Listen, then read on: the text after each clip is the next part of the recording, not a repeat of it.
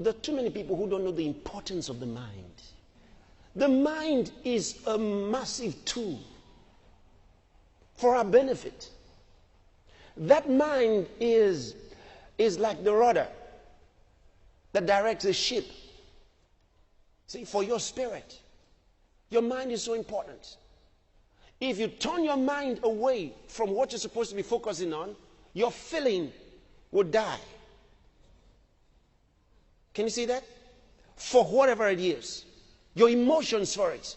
You need your emotions, your feelings. Everything must come together, and your mind is responsible for doing that.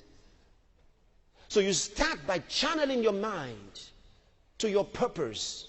You set your mind.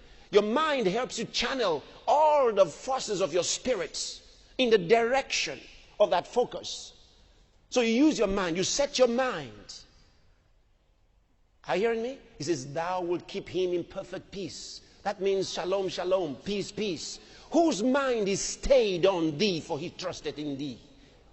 So God's going to keep him in perfect peace, the peace of prosperity. The man whose mind is focused on him. So you have to focus your mind.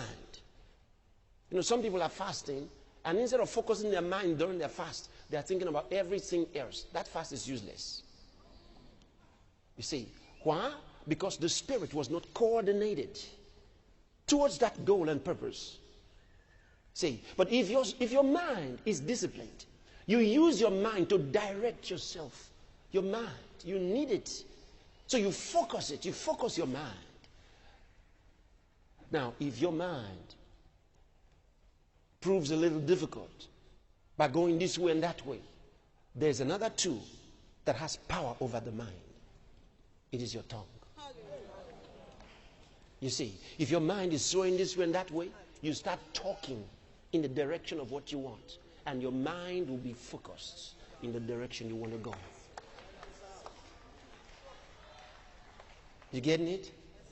Now, once your mind goes in that direction, your emotions will start, because God needs all of that.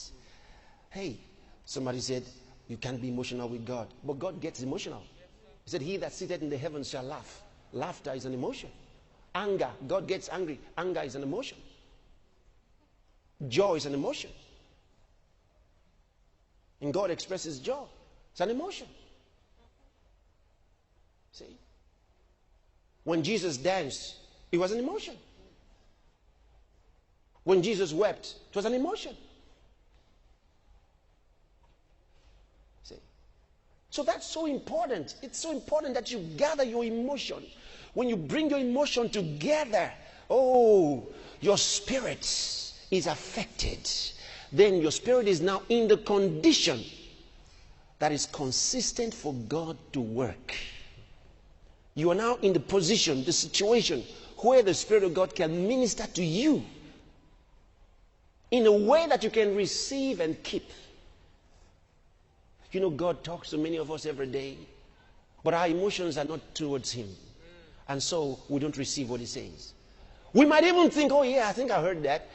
I thought God talked to me. But as long as your emotion is not toward Him, it makes no difference. It has no power over you. It doesn't work for you. But when He can speak to you, then your emotions are channeled toward Him.